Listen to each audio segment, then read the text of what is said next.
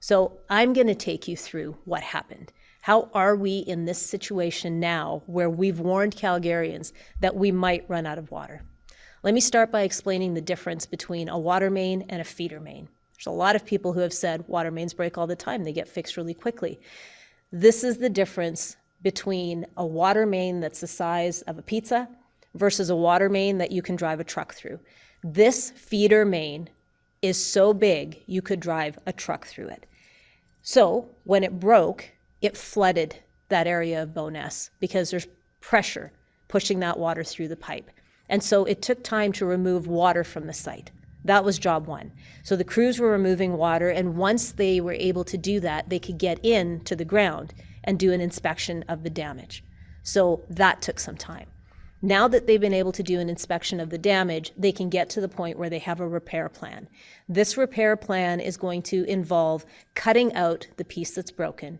It's going to involve lifting in a replacement piece, which is made of steel.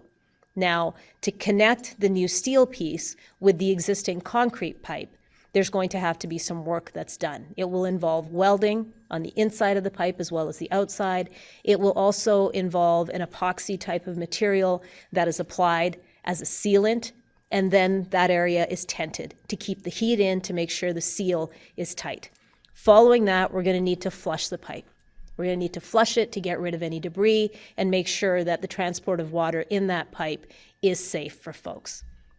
That's why this is all going to take at minimum 5 to 7 days. It is a really big repair job because this piece of infrastructure is so big. And that feeder main is a major artery. This feeder main delivers water to 60% of the city. It provides water to the reservoirs that exist in 23 different locations throughout our city. So think of these reservoirs as tanks that we fill with water, and they are underground, sometimes under soccer fields. And imagine now that you've got this tank that's full and people are drawing on it, and it's slowly coming down. Once it's empty, it can't be refilled because the feeder main is broken. That's why we could run out of water. That's why this situation is so critical. Now, we do have a backup plan in place. We are using the South Water Treatment Facility, the Glenmore facility, and its series of pipes to push water up to those 23 reservoirs to make sure the city has the water it needs. But you got to remember, the Glenmore treatment plant is also supplying water for the other 40% of the city.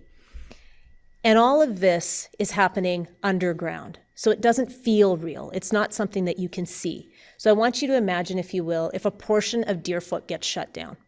That would impact the entire city. You couldn't move along that major artery.